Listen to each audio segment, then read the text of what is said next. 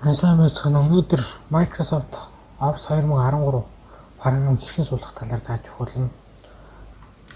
За ингээд програмынхаа инсталл руу ороод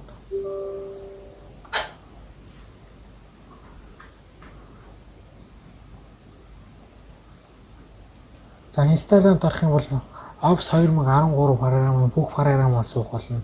Customize дээр дарах юм бол энэчнээс суулгах програмыг сонгож өгч болно. Жишээлбэл Access-ыг суулгахгүй гэх юм бол Access-ыг бойлуулад бус програм суулгах гэсэн.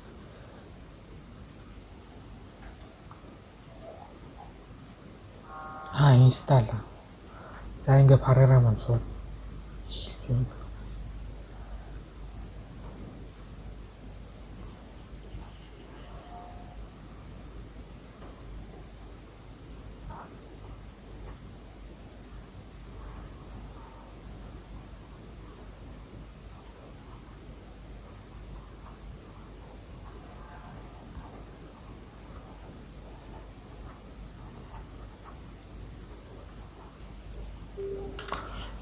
За ингээд Office 2013 програм суулсан. За одоо нэг програм нь орж тусч үзье. Word.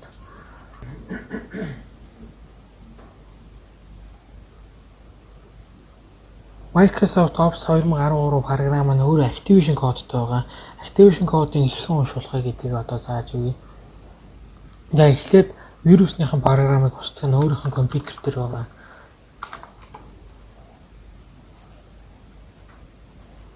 Вирусныхан програмыг унтраагаад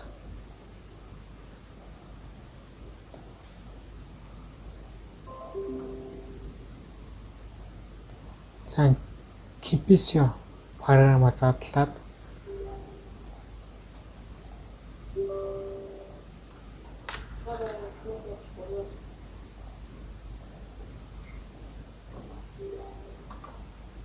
Kipsio програмаа суулгана.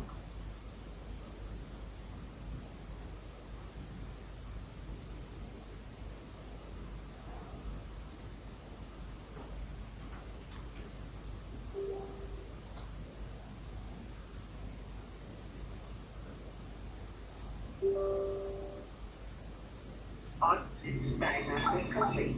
Sensors are functioning normally. За одоо Windows юм уу Microsoft Office програмын Activation кодыг хийдэг юм түүл байгаа. Affirmative complete. За ингээд Office болон Windows үйлдвэрлэлийн систем маань Activation код нэгтгэгдсэн.